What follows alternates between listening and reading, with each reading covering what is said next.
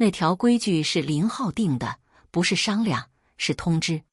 那天他推门进来，西装还穿着，把钥匙往玄关柜上一扔，发出一声脆响，扫了一眼桌上已经摆好的菜，嗯了一声，然后坐下来，拿起筷子，抬头说：“以后家里吃饭，必须等我回来才能开饭，这是规矩。一家之主没到，不许动筷子，这是对我的尊重。”我站在厨房门口，手里还握着盛汤的勺子，汤勺在碗边停了一下。那碗冬瓜排骨汤炖了2个半小时，汤面上浮着一层金黄的油花。我盯着那层油花看了1秒钟，然后把汤盛进碗里，没说话。婆婆孟翠云从对面的椅子上抬起头，立刻把碗放下，用筷子在桌沿敲了2下，说：“就是这个理，哪有一家之主还没到就先吃的？没规矩！你婆婆我嫁过来那天起就是这样的，等男人回来了才开饭，懂不懂？”儿子林小雨坐在旁边，8岁，书包还背着，攥着筷子看了我一眼，眼神怯生生的。我朝他笑了笑，把那碗汤放到他面前，低声说：“先喝点汤，暖暖胃。”他点了点头，没敢动。林浩换完衣服出来，在主位坐下，夹了口菜，咽下去，说：“行。”说完拿起手机刷起来，再也没抬头，好像那句话只是随口说的，轻飘飘的。可我知道，他落下来的时候有分量。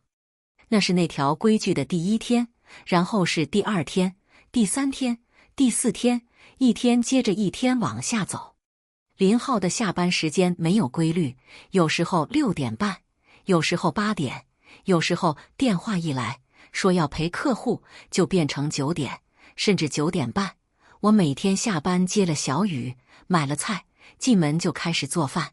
菜炒好了，用锅盖压着，汤在炉子上小火焖着，饭在电饭锅保温档上焖着，一家人围坐在餐桌边等。那段时间，小雨做完作业，趴在沙发上睡着了好几回。婆婆嗑着瓜子看电视，瓜子壳吐了一茶几，偶尔朝厨房那边扬一下吧，说：“火候别太过了。”说完继续剥手里的瓜子，再没别的话。8点10分，我给林浩发消息：“几点到？”他回了2个字：“稍等。”然后没了下文。我看着那2个字，把手机翻过来扣在桌上。9点，小雨揉着眼睛从沙发上坐起来，嗓子沙的：“妈妈，我们什么时候吃饭？我好饿。”婆婆从电视机那头听见了，不等我开口就说：“等你爸。”小孩子老喊饿，没出息。我看着小雨皱着眉忍住的样子，喉咙里堵着什么，蹲下来摸了摸他的头，从柜子里找了小半包饼干，塞进他手里，轻声说：“先垫一垫，爸爸快回来了。”他接过饼干，抬头看我，眼睛里有什么东西，我不想细想，只是朝他点了点头。他低头掰开一块饼干，慢慢吃着。林浩到家9点20，一身酒气，进门把包往沙发上一丢，说：“饿了，开饭。”坐到桌边夹了2口，皱起眉把筷子放下，说：“饭焖太久了，有点干，口感不好，明天换个方法蒸。”我端着碗，没抬头，了一声。那天晚上我站在厨房洗碗，水龙头开着，水声盖住了客厅的电视声。我手里搓着碗，突然停下来，看着水槽里泛着油花的水，一圈一圈旋转着缩进排水口，消失不见。我看着那个漩涡，心里有什么东西也慢慢往下沉。我关掉水龙头，把手在抹布上擦干，手背上还有一道做饭时油溅出来的红印，微微发疼。我看了他一会儿，关掉厨房的灯，出去了。那条规矩就这样一天一天执行下来，像一颗钉子，越扎越深。接下来的2个月，林浩偶尔早回，偶尔晚，有时候我们等到7点半就能开饭，有时候等到9点多。小雨趴在餐桌上睡过去，婆婆嘴里说忍一忍，一边换台一边说：“林浩工作辛苦，你们体谅一下，每次说完就不再说别的，仿佛这就是所有问题的答案。那段时间，我在设计公司接了个大项目，修改图纸压力很大，有几天得加班到7点，脑子里一边想着方案的事，一边想着今天回去要做什么菜，脚步快得连同事都问我：“苏小，你最近赶什么？”我说：“没什么。”然后把包往肩上一挂，走出去，在路口打了辆出租车。有一天，公司会议开到7点半，我一边做记录，一边心里盘算着，今天超市还剩那半根冬瓜，加排骨能炖一锅，来得及。会散了，我跑出去，先接小雨，又转去菜市场买了个现成的卤猪蹄。到家8点过了，林浩那天7点多就到了，坐在客厅，脸色发暗，见我进门，抬头说：“饭呢？”我手里的铲子碰了一下锅沿，没有说话，油烟从锅里腾上来，呛得眼睛有些发酸。我低着头翻炒，深吸一口气，继续翻。饭端上桌，林浩夹了口猪蹄，咀嚼了一下，说：“这是买的吧？味道还是差点，以后还是自己做，买来的不知道用的什么料，不卫生。”我端着碗看了他一眼，嗯了一声，没有说别的。那天晚上，我躺在床上，盯着天花板，脑子里转着他那句话：明明是我跑着接孩子，跑着买菜，站在锅台前没停过手，换来一句买来的不卫生。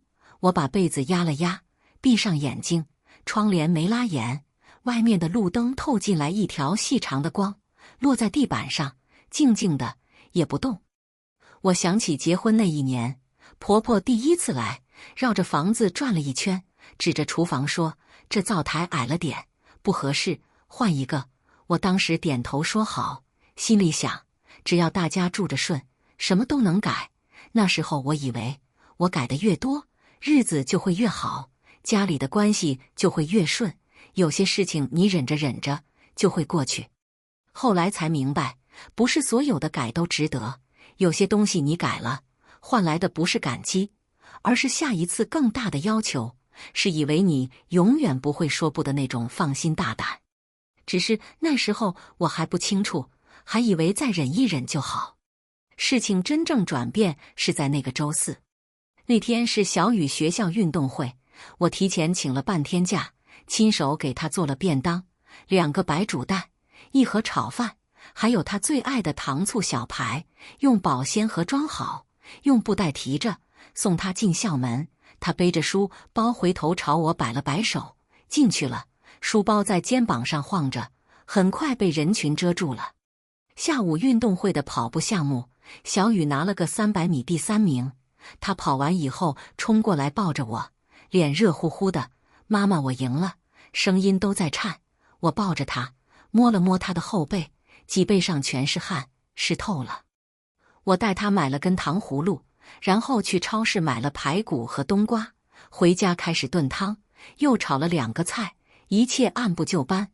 6点半，饭菜全部上桌，热气腾腾的，厨房的窗子开着，香味飘到客厅。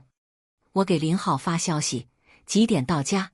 他回了一个字：“晚。”我问：“几点？”他没回。小雨在饭桌边坐着，闻着排骨的香气，把筷子攥在手里，看向我：“妈妈，我好饿。”运动会跑了好几圈，下午就吃了1颗糖葫芦，声音轻轻的，带着一点委屈，一点小心翼翼。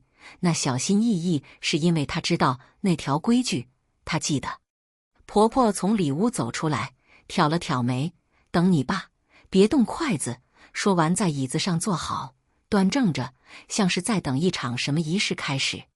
小雨的嘴抿了抿，把筷子放下，手放在膝盖上，坐直了，像个比他年纪大很多的孩子一样，端端正正地坐着，等着。我看着他，心里有什么东西突然松动了，不是愤怒，而是一种更平静的东西，像一根绷了太久的弦，在某一个静默的时刻，无声地断开了。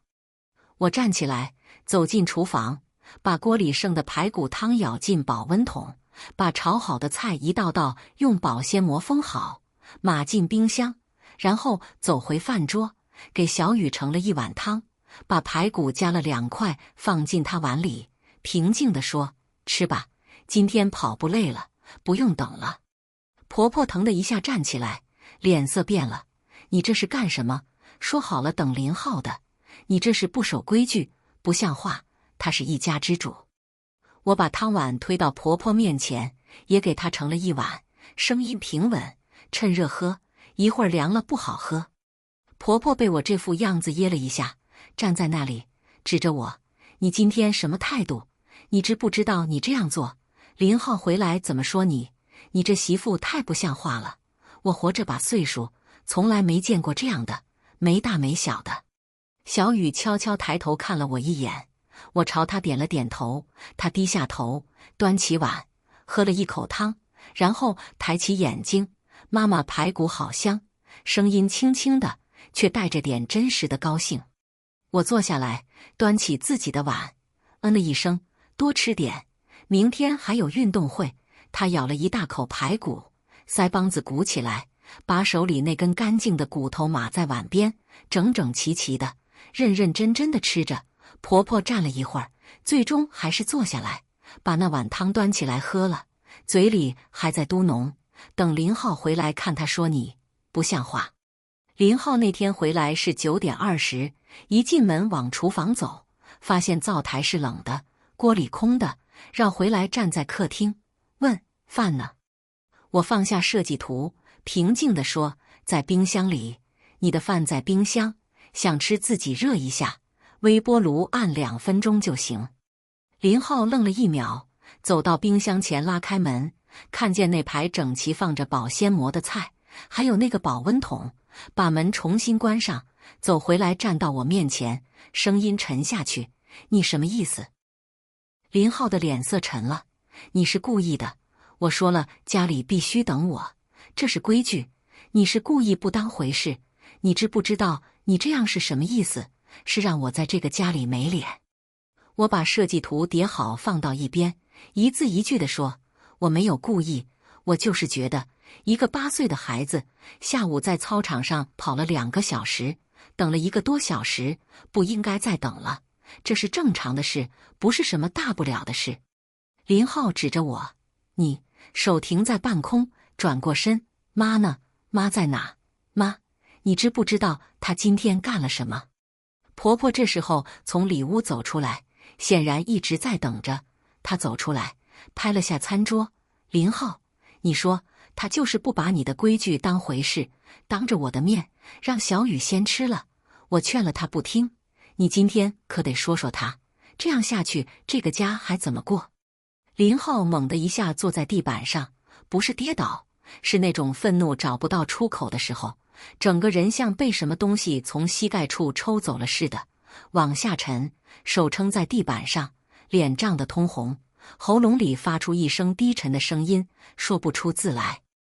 我站在那里看着他，没有动，也没有上前，心里出奇的平静，平静的让我自己有一点意外，像一潭深水，无论上面掀起什么，底下是不动的。以前这种时候我会慌，会先说对不起，会想方设法把气氛缓过去，把他的情绪哄回来，然后默默把所有的委屈压进去，继续过。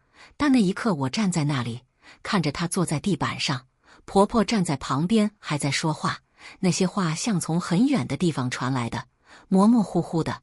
我心里只有一个念头，我没有做错任何事。结婚3年，林浩回家晚是常态，最早也要7点多，晚的时候9点、10点都有。我每天掐着他的时间做饭，菜热了又凉，凉了再热。有时候排骨在锅里焖过了头，有时候汤里的葱都泡烂了。我从来没说过什么，婆婆也从来没说林浩什么，只说媳妇做饭就该等着，这是本分。我想起小雨5岁那年，林浩说下午接她放学，让我不用去，然后自己开会开到7点，学校打来电话说孩子还在门口没人接。我当时正在厨房，锅里的水已经滚了，我关了火，打了辆出租车去学校，下车以后跑着进校门，看见小雨一个人坐在门口的台阶上，书包压在腿上，老师站在旁边陪着。他看见我，站起来叫了声妈妈，然后眼泪噼里啪啦地掉下来，一颗一颗砸在那件他最喜欢的蓝色外套上。我蹲下来抱着他，脸贴着他的头发，头发是热的，被下午的太阳晒过，带着一股暖意。我说没事了，妈妈来了。他哭得肩膀一抖一抖的，我手抱着他的背，心里有什么东西安静地碎了一块。那天回去，我跟林浩说，以后接孩子的事，你要是不确定，提前告诉我，别让他一个人等。林浩说知道了，然后接了个电话走出去，再回来的时候已经是另外一个话题了。那件事就这样过去了，没有任何后续，仿佛那个坐在台阶上哭的孩子是我一个人看见的。我想起去年冬天，我感冒发烧到38度5，一个人去药店买了退烧药，药吃了以后昏昏沉沉躺着。婆婆在客厅看综艺，笑声从门缝里钻进来，一阵一阵的。林浩那天到家8点多，掀开门帘看了我一眼，问了句怎么了？我说发烧了。他嗯了一声，说那早点睡，把门帘放下去了。我听见她在客厅问婆婆今天吃什么，婆婆说媳妇没做饭，我买了盒饭，还有你爱吃的卤豆腐。两个人筷子碰碗的声音隔着那道帘子传进来，清脆的，一下一下的，很规律。我盯着天花板，额头发烫。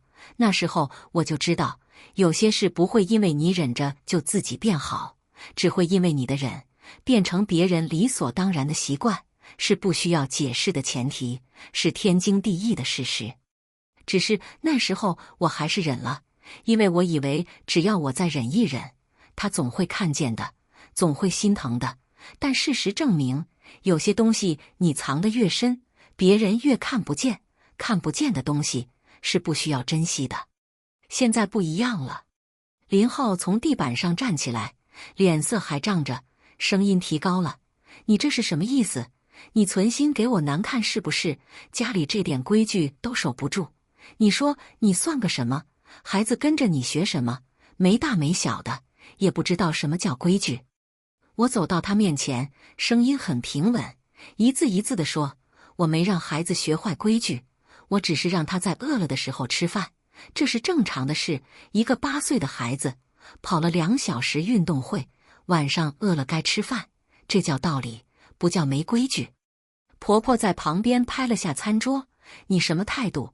跟林浩说话就这么说话，他是你丈夫，他说什么你听着就是，哪里轮到你来反驳？我们老林家没见过这样的媳妇。客厅里静了一下，只有电视机里有人在说话，声音很热闹。婆婆的嘴张了张，一时没说出话来。林浩站在那里，手攥着又松开，松开又攥着，脸上的红慢慢退了，换了一种我说不清楚的表情，不是愤怒了，是另外的什么，说不清楚。里屋的门缝里透着一条光，小雨大概一直没睡。我往里屋的方向看了一眼，把声音压低了一些，说，林浩，你要吃饭，冰箱里有，菜没坏，热一下就行。你要不想热，我来帮你热，但以后小雨饿了，他可以先吃，这一点我不会再改。林浩盯着我看了很久，没有说话，最后转身进了卧室，把门关上了，力道不小，门框轻微地震了一下，桌上的水杯盖滚落下来，在地板上旋转了几圈，停了下来。婆婆指着我，你等着，这是没完。说完也进了她的屋，啪的一声，客厅里就剩我一个人，还有那台还开着的电视，屏幕里有人在大笑，声音很响亮，和这个房间的空气格格不入。我站了一会儿，走进厨房，把灶台擦了一遍，把水槽里的碗洗干净，拧干抹布挂好，把灯关掉，推开小雨的房间门。她躺在床上，被子拉到下巴，眼睛闭着，睫毛很长，小脸在黑暗里白白净净的。我走进去，把被角掖了掖，她动了一下，妈妈，声音轻轻的，像是在梦里说话。我低头嗯了一声，睡吧，明天还有运动会。他的嘴角动了动，好像在笑，然后就真的不动了，呼吸一下一下的，很均匀。我站在他床边站了一会儿，听着他均匀的呼吸声，听着窗外偶尔驶过的车声，心里第一次清楚地感觉到，今天这件事是对的。不是因为赢了什么，不是因为让林浩没了台阶，而是因为一个孩子今天没有饿着肚子，因为他在该吃饭的时候吃上了热乎乎的排骨汤，就是这样就够了。第二天早上，我照常起来做早饭。林浩出来的时候脸色还有些沉，坐下来看着桌上的粥和包子，没说话，拿了一个包子，咬了一口，嚼了嚼，咽下去，始终没开口。婆婆出来，在餐桌另一头坐下，眼神在我身上扫了几圈，见我没说话，也把嘴闭上了，拿起筷子夹了块咸菜，抬头看林浩，说：“林浩，昨晚那事，你说个话。”林浩喝了口粥，放下碗，嗯了一声，说：“先这样，还有事我出门了。”说完站起来，拿起钥匙和包，出门，走得比平时都快。那扇门带上去，这次力道很轻。婆婆看着那扇关上的门，把头转回来，盯着我，说：“你知道你昨天错在哪了吗？你不该那么说话，你那个态度。”林浩脸上挂不住的，你是媳妇，就算心里有委屈，也要顾着她的面子。我端着粥碗，低头看了看碗里的粥，慢慢说：“妈，我这3年家里的账本我自己记着，哪个月买了什么，花了多少，小雨的学费、兴趣班、家里的水电、菜钱，每一笔都有记录，我没有1分钱是乱花的。我这样的媳妇不算差。昨天那件事，我觉得我没有做错。”婆婆的筷子在碗边停了一下，没有吭声。